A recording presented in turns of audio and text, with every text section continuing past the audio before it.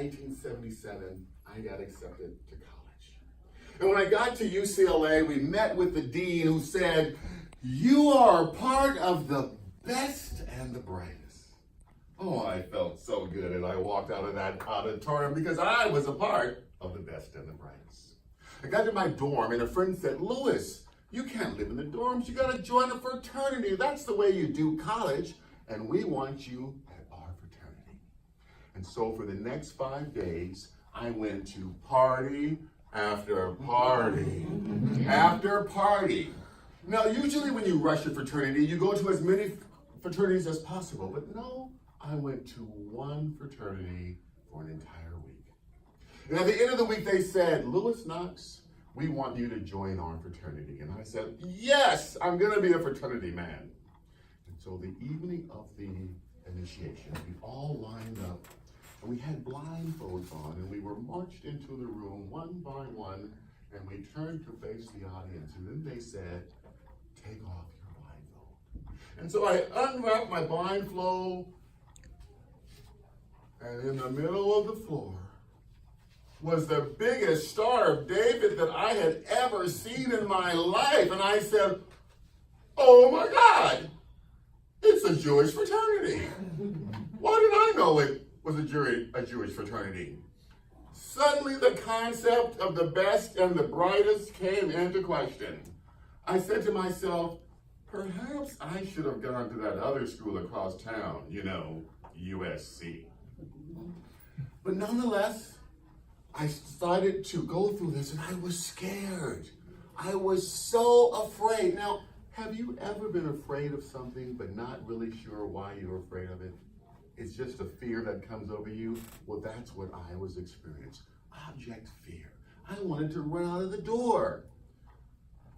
I didn't know what it meant to be in a Jewish fraternity. Did it mean that I had to learn Hebrew? Perhaps I have to learn how to eat gefilte fish.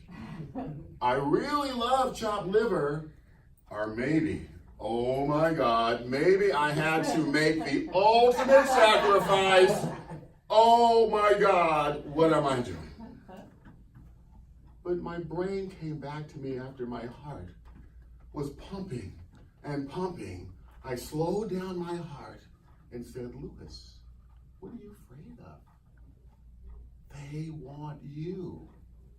And I was pretty sure that although I didn't realize that there were a Jewish fraternity, they were well aware that I was black. And so I decided to join the fraternity. And so I joined the fraternity, and one of the things that happens when you're the first male, the first woman, the first gay, is that you become the expert.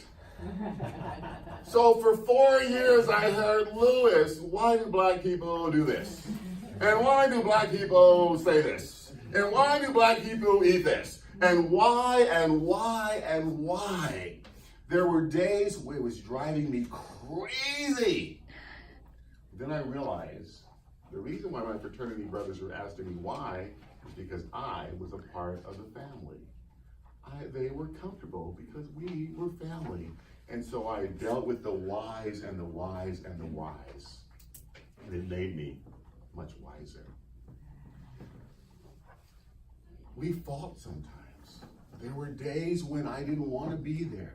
We fought about Israel and Palestine. We fought about the government's response to the African Americans and to Jewish Americans and Latino Americans and gay Americans. And there were days when we all laughed together, and there were days we cried together. But at the end of my 4 years, I knew that some of the best days of my life were passing me by. My experience with that fraternity was awesome. 30 years later. 30 years later, I take my son on his college tour. And I say to my son, "Jason, we're going to go to UCLA and we're going to visit ZBT fraternity." Now, they won't know who I am. They will not even remember that I was there. But you will find some great people in that fraternity because they've been around for over 100 years. As we were going up the steps into the fraternity, we were met by 2 African Americans. And I was like, off. They said, one of them said, wait, I know who you are. Your picture is in the basement on the what everyone else is. Your name is Knox, and you were the first black person to join this fraternity. We all have to learn your name. And as I looked at my son, who was crying, he said, Dad, you changed the fraternity. And I realized that way back then, that decision that I had made led me to be an agent of change. And I was so proud of these young men who then said, Lewis, this year we're 40% African American. I left there with my heart in my hand.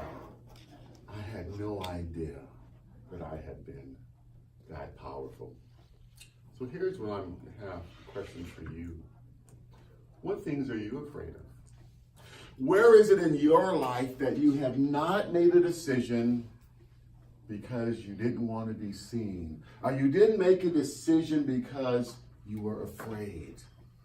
What's interesting is that the same issues that we fought about 30 years ago, Israel, Palestine, African American history, gay and lesbian history, Jewish, are still issues of the day. But here's what I know. That if you take a moment to step aside and put your fears behind you and step into faith rather than fear, you too will be an agent of change. I hope that you will look for opportunities to change the world in very small ways. Learn someone who's different than you. Befriend them. Learn what your fears are and decide that you're going to live in faith rather than fear. And if you do, you too will be an agent of change.